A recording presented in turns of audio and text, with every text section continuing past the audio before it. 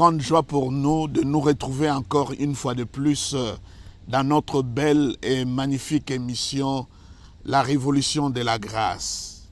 La grâce est vraiment une révolution. C'est un message qui va au-delà de la religion. C'est un message qui met Jésus-Christ au centre de tout. C'est un message qui fait prendre conscience aux enfants de Dieu, ceux qui sont réellement devenus lorsqu'ils ont accepté Jésus-Christ. C'est le message qui parle de l'amour inconditionnel de Dieu dont nous faisons la promotion. Bonjour bien-aimés, partout où vous nous suivez. Encore une fois de plus, Dieu dans sa grâce m'a envoyé ses serviteurs qui nous viennent des différentes églises. C'est avec eux nous allons partager ensemble, nous allons discuter autour, n'est-ce pas, de la grâce, parce qu'il y a beaucoup de questions autour de la grâce. Et lorsque la grâce est très mal comprise, bien aimé, vous pouvez bien vous rendre compte que il y a beaucoup de choses autour de cela. Donc j'ai le prophète Malik Bofunga de l'église La Consolation. Bonjour prophète. C'est un privilège de vous avoir dans notre émission. Et aussi le pasteur Christ Bachika de l'église La Croix de la Victoire. Je crois que tout chrétien aimerait bien être membre dans ton église parce qu'il s'agit de la croix et de la victoire. Alors, bien-aimés, aux questions, n'est-ce pas, de pasteurs qui représentent aussi beaucoup d'autres personnes qui posent des questions. C'est juste un échantillon. Nous n'avons pas de croire que nous connaissons tout. La révélation, elle est progressive. Mais selon la grâce que Dieu nous a donnée, nous allons essayer de répondre à quelques préoccupations que les hommes et les femmes ont autour du message de la grâce. Je ne sais pas si je commence par le prophète ou par le pasteur, mais je suis là pour répondre à vos préoccupations, à vos questions. Je suis content de vous revoir encore aujourd'hui dans ce cadre. C'est un plaisir partagé. Vraiment. Et comme vous savez, donc, il y a tellement de choses qui se disent encore et encore sur le message christocentrique de la grâce. Il y a certains qui parlent même d'une nouvelle doctrine. Il y a certains qui parlent d'insectes. Donc, il y a tellement de choses. Mais j'aimerais bien souligner que les gens qui disent ça, ça m'étonne parce que je crois que tous nous sommes d'accord que nous sommes sauvés par la grâce. Et quand nous parlons d'être sauvés, le mot sozo, c'est un package. Tout est là-dedans. Je crois que le salut, dans le salut, on a la régénération, on a la justification, on a la sanctification, on a l'adoption, on a tout ça dans le salut. Entre-temps, le Seigneur nous montre que cela nous est accordé par la grâce au moyen de la foi. Donc, je ne peux pas penser qu'un bon chrétien, quelqu'un vraiment qui est prédicateur de la bonne nouvelle, peut émettre de doute sur la grâce, parce que nous sommes sauvés par la grâce. Et Tite même va plus loin, il dit, la grâce du Seigneur, source du salut. Donc, s'il n'y a pas la grâce, le salut ne peut pas exister. Donc, je crois qu'il ne peut pas y avoir des questions qualifiées même la grâce comme une secte ou une nouvelle doctrine. Non, pas du tout. Bon, même au temps du Christ, lorsqu'il est venu avec sa mission et son message, il avait déjà trouvé des pharisiens qui parlaient aussi de Dieu, de leur manière. Mais Dieu voulant quand même justifier Jésus, il y avait eu aussi un groupe de disciples qui n'étaient pas sortis de Jésus, qu'on a reconnu ces disciples chassés de démons au nom de Jésus. C'était une manière, d'ailleurs, pour Dieu de justifier qu'il n'était pas le seul personne à détenir cette révélation. Mais avec vous aujourd'hui, on vous voit parler de ces messages christocentriques. Les gens disent que, est-ce qu'il y a des gens qui parlent aussi? Oui, il y en a bien d'autres. Même, oui. Non, il y en a bien d'autres ici à Kinshasa et partout dans le monde. Il faut aller simplement sur Google et tu peux écrire les prédicateurs de la grâce. Vous verrez que c'est vraiment un chapelet, n'est-ce pas, de noms de prédicateurs. Parlons déjà même par exemple de Martin Luther qui a commencé le protestantisme, le message qui a bâti ça, qui a fait qu'il quitte, n'est-ce pas, l'église catholique pour commencer un autre mouvement. C'est le message de la grâce, le salut qui nous est donné gratuitement sans que nous puissions payer quelque chose par rapport à cela. Donc c'est si vieux que le monde. Je crois que la grâce ce n'est pas simplement un message, mais c'est vraiment une personne. J'aimerais bien inciter ça. Quand tu parles grâce, grâce, grâce, cela n'amène pas à Christ, donc ce n'est pas la grâce. La grâce nous pointe le doigt vers Christ et vers les œuvres du Christ. Reverend, très bien. J'ai écouté la question de mon frère Chris. Vous êtes très très bien défendu, très bien répondu. C'est vraiment convaincant. Mais en parlant de son idée, la grâce extrême aujourd'hui. Kinshasa, le Congo vous connaît, au moins ça fait aujourd'hui plus de 30 ans. On vous reconnaît étant père, un patriarche, un baobab dans l'évangile à Kinshasa, parmi les piliers, parmi les géants qui ont apporté la révolution dans l'église des réveils. Mais en parlant aujourd'hui sur le message de la grâce, on sent cela nouveau dans vos prêches. On le sent nouveau dans vos prédications. Le Jean Bosco que nous avons écouté il y a 15 ans, il y a 20 ans, n'a pas prêché ces messages qu'il prêche aujourd'hui. Est-ce que c'est à peine que vous l'avez reçu ou si c'est parce que on sent comme si c'était un message nouveau pour vous. Parce que dans les jours passés, dans les temps passés, on ne vous écoutait pas dans ces messages, dans cette mission-là de prêcher la grâce extrême. Ma question est la suivante. Avant, le révérend Jean Bosco Kindomba, qui ne prêchait pas la grâce avant, était-il non converti, n'avait encore pas eu une vision, il était encore dans les ambitions et que c'est maintenant qu'il a reçu une vision. Est-ce que avant ces messages de la grâce, vous étiez dans le faux et qu'aujourd'hui vous êtes repenti? Je dirais comme l'apôtre Paul quand j'étais enfant. Ah, vous reconnaissez que vous étiez enfant. Mais effectivement, on grandit. Les grands noms que vous avez. Mais oui, mais ça, ce sont les gens qui m'appelaient comme ça et moi, je n'ai jamais couru derrière cela. Mais simplement, j'aimerais bien dire, depuis très longtemps, ceux qui me connaissent, ils savent que mon message est basé sur Christ. Mais simplement, je mélangeais Golgotha et Mont de Sinaï. Okay. Pour moi, à l'époque, c'est Jésus et Moïse. Maintenant, c'est Jésus ou Moïse. C'était un pied sur le mont de Sinaï, un autre, n'est-ce pas, sur Golgotha. La différence entre la nouvelle alliance, l'ancienne alliance, n'était pas si claire que cela. Je crois que je l'ai hérité de mes pères. Mais avec... quand tu grandis, tu commences à relire la Bible autrement, à revoir beaucoup d'autres vérités différemment. Je ne réunis pas la base que j'ai.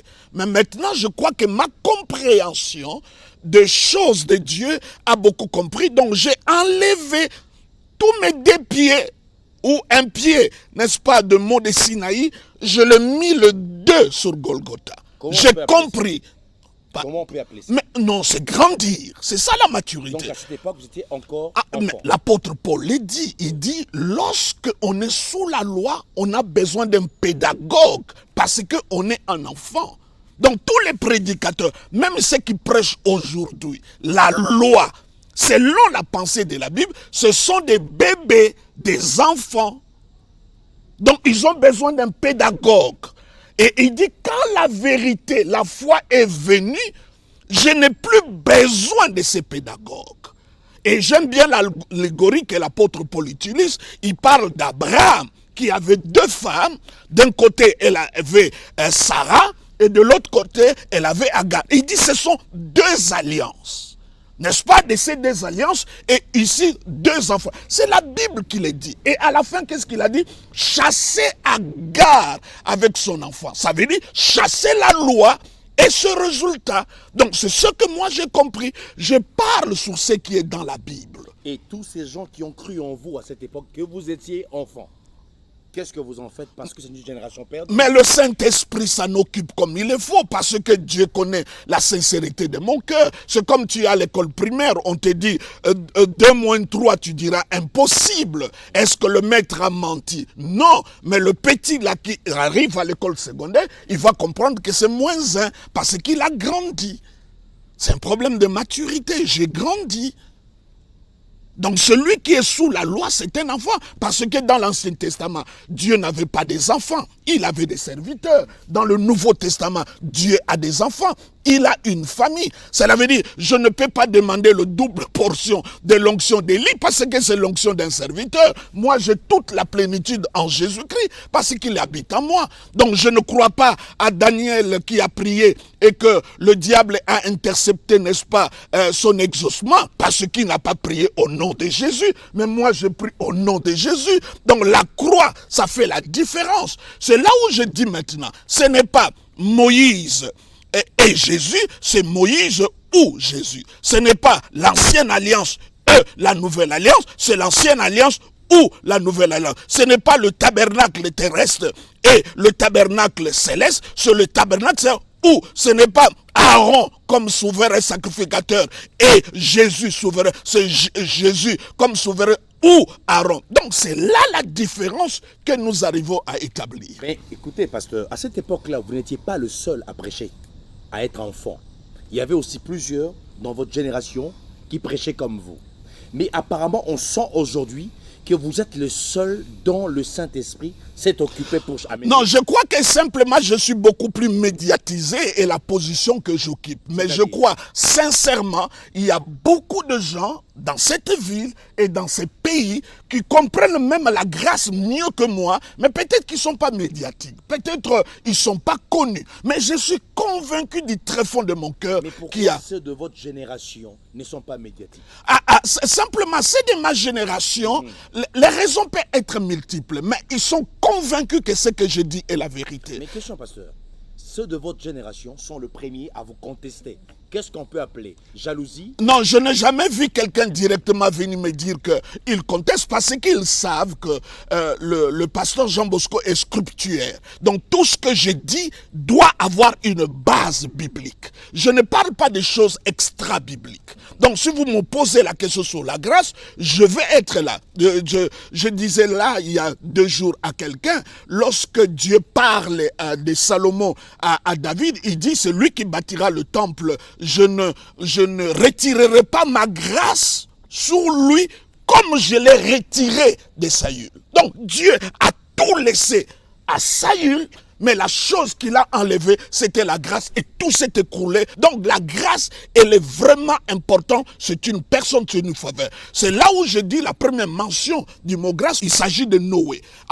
Avant l'histoire de Noé, on décrit le monde de cette époque où les mâles grandissaient et que le cœur de l'homme, chaque jour, croissait dans le mal. Et Dieu n'a pas trouvé une autre solution, c'était d'exterminer le monde de cette époque-là. Mais il y a quelqu'un qui a tiré, n'est-ce pas, l'épingle de Dieu, qui s'est sorti, n'est-ce pas, de cette malédiction, de cette destruction, c'était Noé. Mais il y a une phrase, il dit, Noé trouva grâce aux yeux de l'Éternel. Donc, ce qui a fait que Noé soit sauvé, ce n'est pas ce qu'il était, mais simplement la grâce de Dieu. Et c'est pour la première fois qu'on utilise le mot grâce. Donc la grâce dans un monde qui était pollué comme le monde de Noé, dans lequel les anges et les femmes se sont accouplés pour avoir naissance des enfants, Dieu a utilisé la grâce pour sauver.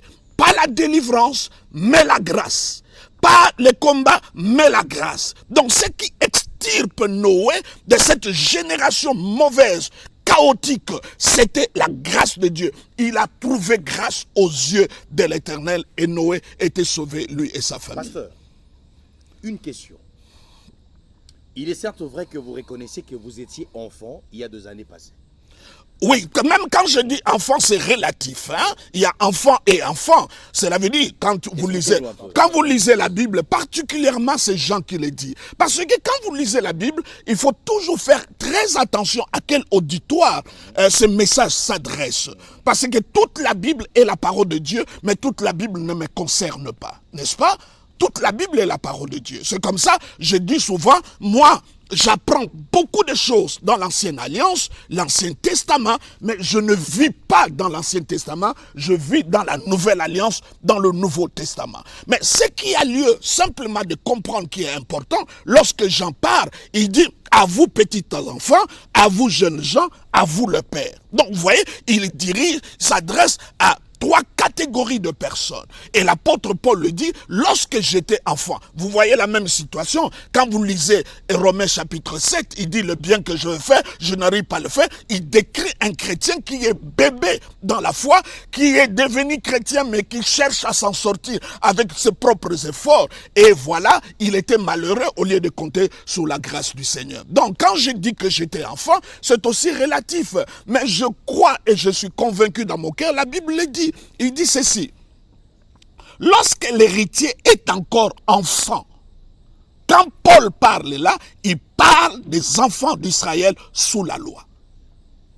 Il ne parle pas de quelqu'un d'autre. Il ne s'agit pas d'une délivrance par rapport aux démoniens. Il dit, lorsque l'héritier est encore enfant, il n'est pas différent des esclaves parce qu'il a besoin des tuteurs. Il a besoin qu'il soit pris en charge. C'est le pédagogue, c'est la loi. Ce que j'aimerais bien dire, moi je ne suis pas contre la loi. La loi est pure, mais la loi ne peut pas purifier. La loi est sainte, mais la loi ne peut pas sanctifier. Mais la loi nous a été donnée comme un thermomètre. Quand quelqu'un a la fièvre, on le met le thermomètre, mais le thermomètre ne guérit pas. Ça te donne même un besoin, envie de chercher le médicament. Donc la loi est venue, la loi nous a montré le besoin de chercher un sauveur. Et ce sauveur-là, c'est le Seigneur Jésus-Christ. Donc je ne suis pas contre la loi. Merci. Avant que mon frère, le pasteur Chris, vous pose la question, je voudrais savoir, ayant reçu le message de la grâce, première question.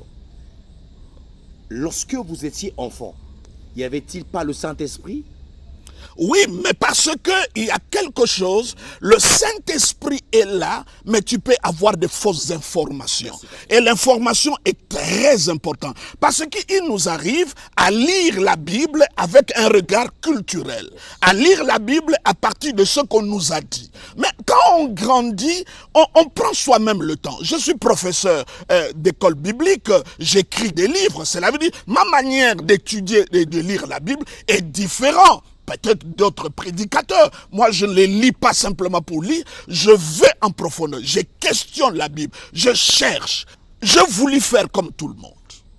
J'ai pris des syllabus qui parlent de combats spirituels, des liens, de maisons, des hôtels. J'ai pris ça. Alors, j'ai demandé à nos pasteurs d'aller en retraite durant une semaine pour étudier. Toutes les églises ici que vous connaissez, je fais des enquêtes. Je suis allé voir. Mais comment ils ont beaucoup de gens? Qu'est-ce qu'ils prêchent? J'ai même invité quelques-uns dans mon église qui ont prêché. J'ai vu des gens tomber. Mais il y a une carence extrême de versets de la Bible. Ça m'a laissé, et tu vois des gens qui se bernent que dans les exemples, Maman Moko, Tata Moko, mais trouver des textes après la croix qui justifient les choses qu'ils prêchent. Il y a tellement une carence. Je dis, ici, il y a un problème. Donc c'est ça qui m'a poussé à lire et je suis tombé dans une écriture merveilleuse. Il dit, la grâce qui nous a été réservée a été l'objet de leur investigation, de leur recherche. On nous parle des apôtres du temps passé. Tu vois là les apôtres, deux mots là sont importants. On parle d'investigation et de recherche. Donc, quand prophétiquement ils voyaient la grâce qui nous a été réservée, ils ont commencé à lire, à investiguer, à faire des recherches. Mais le Seigneur l'a dit, ce n'est pas pour vous, c'est les générations. Et la Bible même des anges, ils plongent leur regard, ils regardent nous qui sommes des bénéficiaires de la grâce. Et j'ai dit non, non, il doit y avoir quelque chose. Parce que c'est comme ça, vous verrez, nous qui prêchons la grâce, l'apôtre Paul est très important.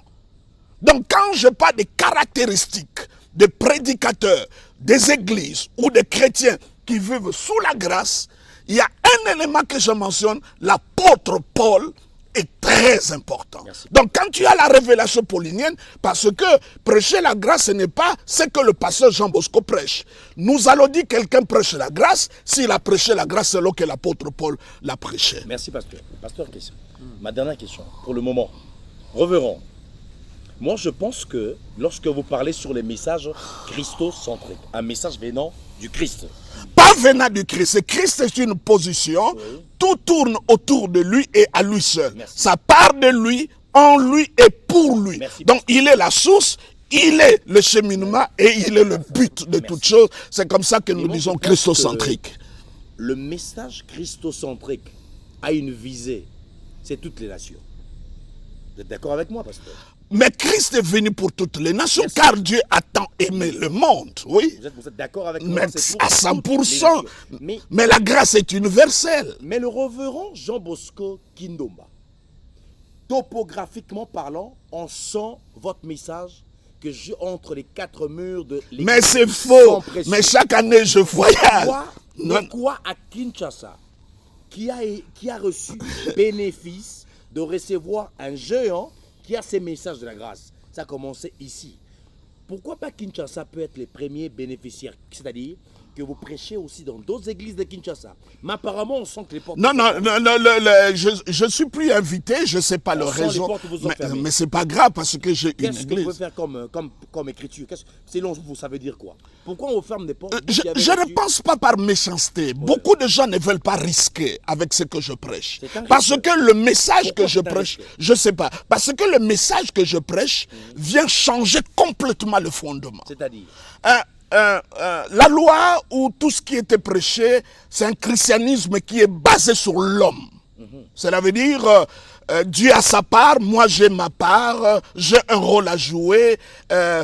Si je dois être béni, c'est à cause de ce que je fais. Mais moi, avec la grâce, nous prêchons, il n'y a rien de l'homme. Tout du Christ. Donc nous, c'est Jésus 100% naturel, sans ajouter des produits additifs. Yes. Donc Jésus pur à 100%. Il n'y a pas de choses ajoutées. Donc il n'y a pas de mais. Nous ne sommes pas là de gens qui disent Jésus-Christ est mort pour nous.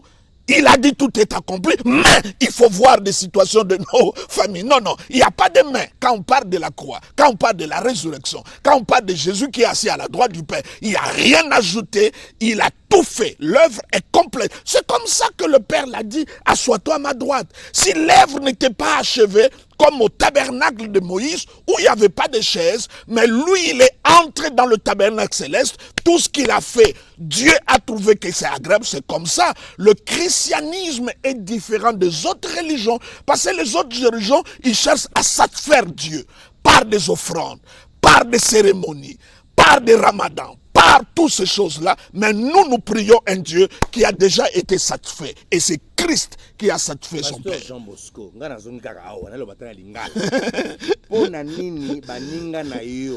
génération na yo, ba frère na yo, ba tata na biso baninga na yo, ba bengi saka yo te ote na église na bango. Mais na yebite, yo ozote ya message ya satana.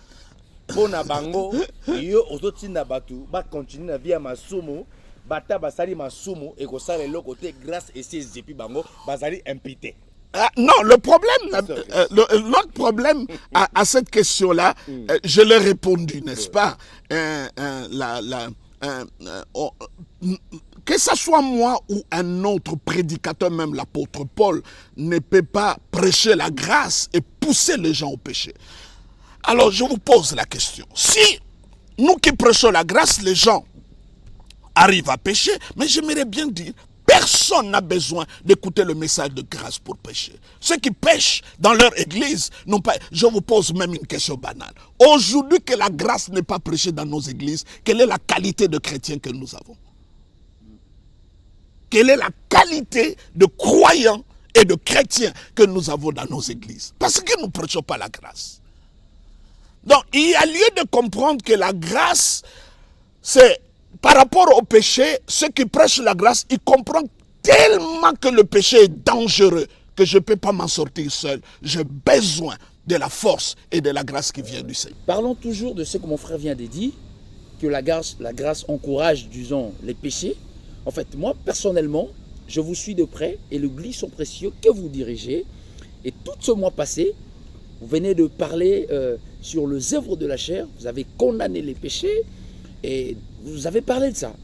Alors j'étais même étonné par rapport à ce qui se dit que vous encouragez le péché, mais tout ce mois passé, vous venez de parler sur le péché et condamner le péché.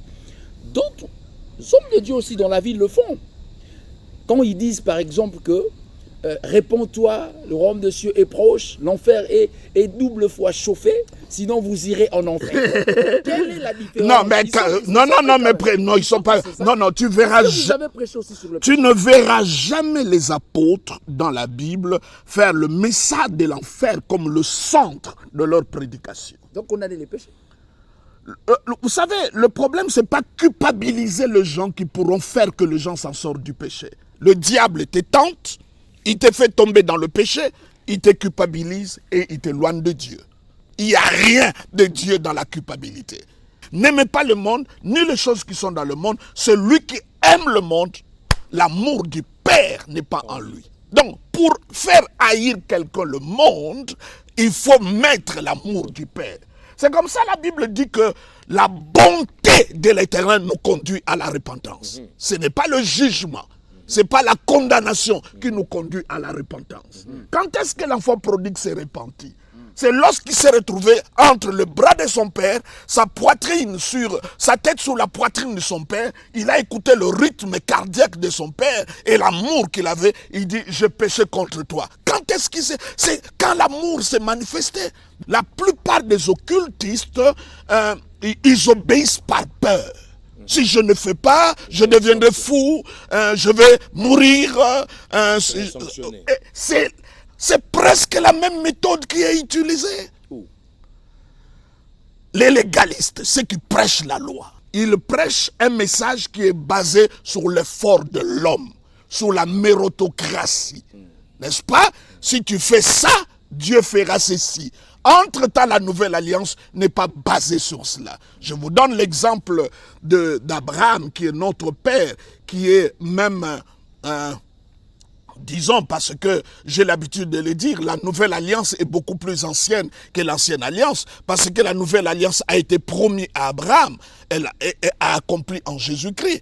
Et quand Dieu fait alliance avec Abraham, ce n'est pas Abraham qui est entré entre le sacrifice, c'est Dieu seul qui est entré. C'est pour dire à Abraham, je donne ma réputation, je donne mon intégrité, toi tu n'as rien à voir, et Abraham, et vous le verrez dans Hébreu. Hébreu dit clairement, je mettrai ma loi. Ça change par rapport à l'ancienne alliance qui dit, tu ne feras pas, tu ne feras pas. Dans la nouvelle, il dit, je mettrai ma loi, je le pardonnerai, je referai cela. Il y a une chose aussi, lorsque nous prêchons le pardon, les gens croient que nous poussons les gens au péché. Un jour, Jésus-Christ se trouve dans la maison d'un pharisien. Alors, une prostituée est entrée, elle a répandu le parfum sur le pied du Seigneur, il a essuyé avec ses propres cheveux, le pharisien voulait rouspexer pour faire de remarques à Jésus-Christ. Jésus-Christ connaît le cœur, il a parlé à ses frères, mais il a dit quelque chose. À celui qu'on a beaucoup pardonné, aimera beaucoup. Ça veut dire, lorsque dans une église, le pardon n'est pas prêché, les gens ne vont pas aimer beaucoup.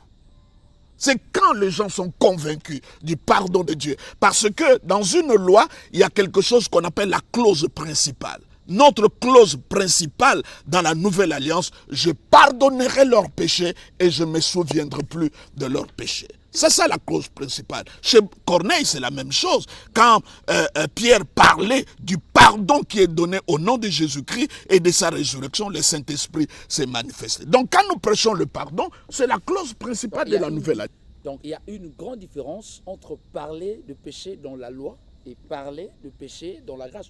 Les pharisiens parlaient du péché. Est-ce que les gens se sont convertis? Mais non. Et même les pharisiens, vous savez que Jésus a opéré beaucoup de miracles. S'il y a des gens qui n'ont rien bénéficié de la part du Christ, un miracle, c'était des pharisiens. Mais quand vous le regardez comme ça de l'extérieur, il n'y a pas de choses sur lesquelles on peut condamner chez le pharisien. Il s'est tapé même la poitrine. Lorsque l'un d'entre eux s'est présenté au Seigneur, il a dit, je ne suis pas comme eux, voici ce que moi je fais, regardez mes accomplissements.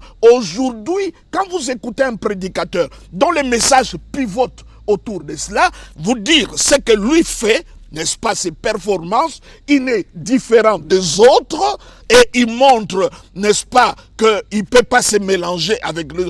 Il y a un problème. C'est vraiment un pharisien du temps moderne. Et aujourd'hui, ils sont très nombreux. Ils sont très nombreux, très nombreux.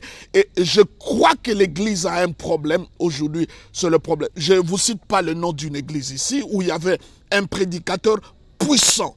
Il parlait de la repentance. Il parlait du péché, comme je n'ai jamais entendu. Mais un jour, un prédicateur visiteur est venu. Il s'agit du fait Lukusa, paix à son âme, notre héros qui est parti. Il a prêché dans cette église. Et il a demandé aux gens de venir devant pour se repentir. Une grande partie de l'église. Ça veut dire dans une église, on prêche le péché, on le condamne, mais on a trouvé beaucoup de gens qui vivaient dans des choses terribles. Ça forme des hypocrites. Aujourd'hui, une chose qui détruit l'église, c'est la culpabilité. Les gens sont culpabilisés. Et dans cette église, il y a, tu vois, des gens qui gardent l'argent de l'église. Ils ont créé un réseau de voleurs. Donc, chaque jour après le culte, ils volaient l'argent de l'église. Mais c'est l'église où on prêchait la repentance, le péché, comme tu n'as pas l'idée. Vous savez, ce n'est pas la confession qui nous efface nos péchés. C'est le sang de Jésus qui efface nos péchés. Et il est important que nous puissions le comprendre. Donc, il ne suffit pas de prêcher la repentance. Quelle repentance? Est-ce que c'est le même qui se trouve avec Jean-Baptiste ou la repentance? Le jour de la Pentecôte, les gens se sont repentis. Qu'est-ce que Pierre a prêché? Il a parlé que du Christ. Et la Bible dit que les gens avaient le cœur vivement touché. Donc les gens croient que quand nous prêchons Jésus, que les gens ne vont pas répandre. Mais il y a un mot que j'aime bien. Il dit, repentez-vous, croyez. On se repent par rapport à une croyance. Parce que pour changer les comportements des gens, il ne faut pas changer les comportements, il faut changer les croyances. Jésus dit, repentez en vue d'une croyance. Ça veut dire, il dit à ces gens-là, de son époque, votre croyance que vous mettez sur les brebis, sur le tabernacle, sur Moïse, repentez-vous, maintenant toutes ces choses-là, c'est moi. Pasteur, je vous ai entendu parler des églises où les gens ne sont pas repentis, mais on prêche la loi. Si on vous demanderait, Révérend Jean Bosco, côté l'église sans précieux, sur 10, vous donnerez combien? Je suis content de ce que Dieu a fait, je ne suis pas satisfait. Parce que, en fait, Jésus-Christ lui-même parle d'une église qui trouvera qui n'aura pas de rides. Je crois que le Seigneur est en train de faire le travail de lever la saleté, les rides, parce que nous nous apprêtons à ce grand mariage. Si les églises n'avaient pas de problème, on n'allait pas écrire des épîtres. Donc mon église ne peut pas s'extirper de réels problèmes qui se peuvent trouver dans une église. L'église de Corinthe avait des problèmes, l'église de Galate avait des problèmes, l'église d'Éphèse avait des problèmes. Simplement, seule l'église qui n'avait pas de problème, c'est l'église de Philippiens. Mais toutes les églises, ou même quand vous prenez ces églises d'Apocalypse, ce sont des églises qui avaient des problèmes, sauf l'église de Philadelphie. Donc vous voyez que les églises ont toujours des problèmes. C'est comme ça que le Saint-Esprit est là, les prédicateurs sont là, la parole de Dieu est prêchée. Mais pasteur, il y a un vent qui circule dans plusieurs églises. Il s'agit du sacerdoce et de l'angéologie. Qu'en dites-vous? Ah, ça, ce sont des cérémonialistes. C'est aussi un autre mouvement. Ils sont basés. Mouvement. Oui, c'est un mouvement qui est basé sur les cérémonies. Et je crois que ça, ce n'est pas très loin, n'est-ce pas, du judaïsme. Et nous devons sonner la sonnette de l'alarme. Je crois que le sacerdoce a changé, la loi aussi a changé. Lorsqu'un pasteur dit tout haut, tu dois invoquer ton ange gardien. Êtes-vous d'accord? Pasteur, ça c'est une question la plus... non, je voulais dire ridicule. Hein? Quelqu'un... les mots est pesant. Non, on accepte. On n'a aucune prière adressée aux anges. C'est-à-dire, pasteur? Aucune prière. Non, c'est clair. Les anges, on n'a aucune prière adressée à eux. Lorsqu'un pasteur le prêche chez lui. Non, peut-être c'est une erreur. Je peux en commettre. Votre ange voit continuellement. Mais il a dit, est-ce qu'il faut le prier?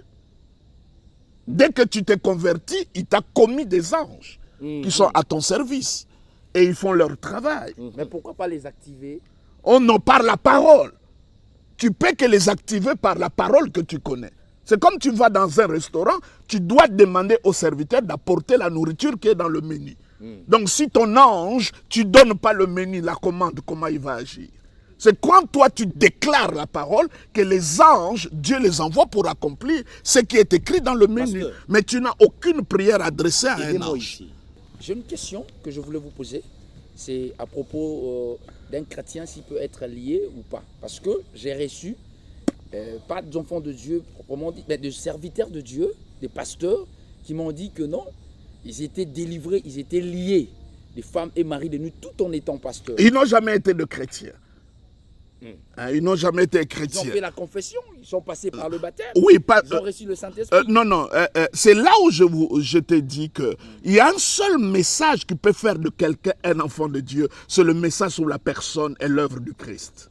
Donc vous ne pouvez pas aller à l'église, on a péché, prêcher n'importe quoi, et à l'issue de cela, on te demande de venir recevoir Jésus comme une formule, et tu l'as reçu. Et beaucoup de gens croient qu'ils ont reçu le Seigneur. Non, ce qu'il pourra faire à ceux qui l'ont reçu est l'a donné, la parole incarnée, la personne du Christ. Et quand vous lisez les Actes des Apôtres, partout les gens sont devenus des chrétiens de croyants. Le message était basé sur la personne du Christ. Donc la plupart des gens qui sont à l'église, ils prétendent être des croyants, ils ne l'ont jamais été. Ça c'est un. De deux, il y a autre chose qu'il faut comprendre, pasteur. Nous croyons tous en Dieu, mais nous ne croyons pas les mêmes choses sur le même Dieu. Parce qu'il y a des gens qui croient que Dieu peut permettre que les démons les attaquent, n'est-ce pas? Parce que ce que tu crois, c'est ce qui va t'arriver. Et troisièmement, nous ne confessions pas tous les mêmes choses. Il y a ceux qui sont dans des confessions qui sont négatives et ils tirent aussi le fruit, n'est-ce pas, de leur propre parole.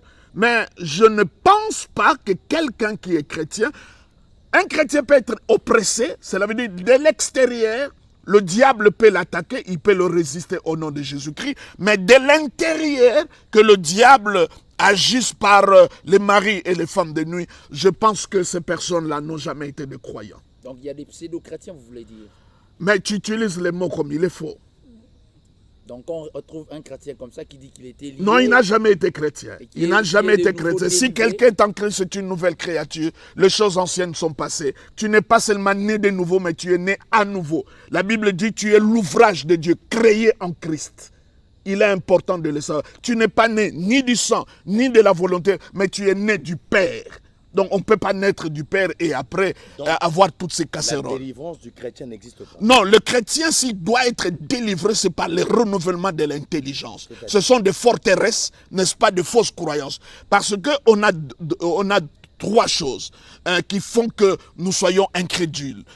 Il y a les fausses croyances, il y a beaucoup de fausses croyances. Deuxièmement, l'ignorance. Et troisièmement, les sens. Et il arrive que beaucoup de gens, ils sont des chrétiens, mais ils ne sont pas spirituels parce qu'ils sont basés par le sens. Je ressens ceci. Je sens ceci. Non. La Bible parle, par exemple, d'Abraham, ne tenant pas compte, n'est-ce pas, de son corps qui a été usé, il a cru en Dieu. Cela veut dire qu'il n'a pas tenu compte de ses 5 sens, il a cru en Dieu et le miracle s'est opéré. Mais non, pasteur, pour les églises où il y a de 100 jours de délivrance, 250 jours de délivrance avec jeunes, qu'est-ce qu'on peut dire de ces églises-là? Ils sont dans le vrai, ou ils sont dans le faux, ou ils sont encore des enfants? Ils sont des enfants. Et ils sont des enfants. Il ne faut pas beaucoup de choses pour que quelqu'un soit délivré. Le nom de Jésus est suffisant. Le nom de Jésus est suffisant. Je ne pense pas qu'il faut prendre beaucoup de choses pour que quelqu'un soit délivré. Combien de séances la délivrance? Il n'y a aucune séance. Vous le voyez, le Maître, notre Seigneur. Jésus-Christ n'a jamais prié 2 fois pour un cas. Même pas les apôtres. La seule fois que Jésus-Christ a prié 2 fois, c'était un aveugle. D'abord, avant de prier pour lui, il a fait sortir de la ville. Et quand vous regardez cette ville-là, Jésus dit Chorazin, mais il dit le miracle qui a été fait dans d'autres villes, si c'était fait dans cette ville, beaucoup de gens allaient être sauvés. Donc cette ville-là, les caractéristiques de cette ville, c'était l'incrédulité. Donc Jésus, pour les guérir, il est fait sortir de l'incrédulité. Malheureusement, il est sorti de la vie de l'incrédulité, mais le gars, l'incrédulité était encore en lui. Il fallait que Jésus prie pour une 2e fois. C'est comme ça, quand il est guéri, il dit, n'entre plus dans la ville, quoique tu dois rentrer dans ta maison, il faut contourner. Parce que si tu entres dans la ville, tu trouveras encore ces territoires incrédules. C'est pas un processus. Parce que j'ai rencontré quelqu'un me dire justement sur ces... C'est pas un processus, c'est la personne. C'est la personne. il est sorti de la vie de l'incrédulité, mais l'incrédulité n'était pas sortie en lui. Il fallait que Jésus-Christ soigne ces deux maladies 2 fois. Il a soigné. Parlez-nous de Judas. Oui, D'autres disent que c'était un esprit de la trahison, selon vous. non, mais Judas, en fait, Judas n'était pas un mauvais gars. Judas, c'est un calculateur. Il a vu le miracle que Jésus-Christ a opéré, il a fait, et il a cru que s'il va le vendre, Jésus-Christ pourra toujours s'en sortir. Ça, c'est un. De 2, vous verrez que le problème de Judas remonte de très loin. Lorsqu'on vient répandre le parfum sur le pied du Seigneur, Judas dit, mais il valait mieux que ce parfum soit vendu qu'on le donne aux pauvres. Et lui connaissait même le prix, il dit c'est 300 deniers. Parce que pour la femme, Jésus-Christ avait un grand prix, mais pour Judas, Jésus-Christ n'avait pas un grand prix. Cela veut dire, c'est là que je m'insurge dans les églises où l'œuvre du Christ est diminuée, où l'œuvre du Christ est sous-estimée. C'est une autre forme d'esprit de Judas. Vous sous-estimez. Vous croyez aux esprits? Croire comment? Aux esprits qui existent. Ça existe, oui, des démons existent. Oh. Le diable existe. Ça, pasteur. Non, je termine d'abord par Judas. Oui. Donc pour lui, Jésus-Christ ne valait pas un grand prix. C'est comme ça, même lorsqu'il a l'occasion de vendre Jésus-Christ, il a vendu à 3 deniers. Passez pour lui. Ça, c'est de 2. De 3, Judas pouvait être sauvé. Parce qu'il fallait que Jésus-Christ passe entre ses mains pour que ce que le Dieu a dit, ça s'accomplisse. Judas pouvait être sauvé, mais l'erreur de Judas, c'est l'erreur que nous voyons aujourd'hui. Vous savez c'est laquelle? Judas, au lieu, n'est-ce pas, de compter sur la mort de Jésus-Christ, il a voulu payer pour sa propre mort. C'est comme ça, vous verrez que Judas est même retourné. Bon, prenons même des gens qui parlent de la repentance. Des gens qui parlent de la repentance. Judas a pleuré. Aujourd'hui, quand quelqu'un pleure, on dit qu'il s'est repenti. Judas est retourné pour restituer l'argent. Aujourd'hui, quand quelqu'un restitue, on dit qu'il s'est repenti. Mais ce n'est pas ça la repentance.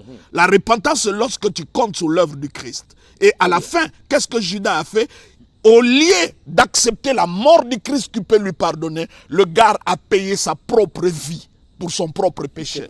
Il s'est pris lui-même en charge. Et c'est là le problème de Judas. Comme vous voyez aujourd'hui, beaucoup de chrétiens, ils doivent gêner 40 jours pour se sentir être pardonnés. On dirait qu'ils attendent un certificat du pardon. Mais le pardon, on le reçoit par la foi.